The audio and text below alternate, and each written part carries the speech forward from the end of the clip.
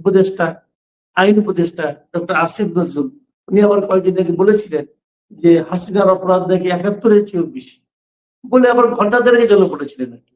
ঘন্টা দেড়েক পরে উনি আবার এখান থেকে ফিরে এসেছেন, ফিরেও আসেননি, খুব মানে কৌশলী একটা অবস্থান নিয়েছেন। ১.৫ ঘন্টা পরে উনি বলেছেন যে আমার ওই কথায় মানে যারা মানে ভুল বুঝেছেন তাদের কাছে উনি ক্ষমা প্রার্থী, তাদের কাছে দুঃখ প্রকাশ করেছেন। মানে যারা নাকি ভুল না বুঝেছে তাদের কাছে ক্ষমা টমা চায়নি, যারা যারা দুঃখ পেয়েছে তাদের কাছে ক্ষমা চেয়েছে। যাই হোক, তো তারা কিন্তু এভাবে চেষ্টা করছে।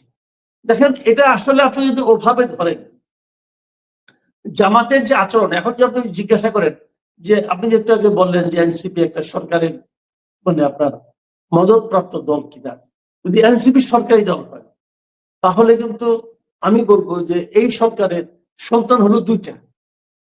একটা হলো মানে আদরের সন্তান হলেন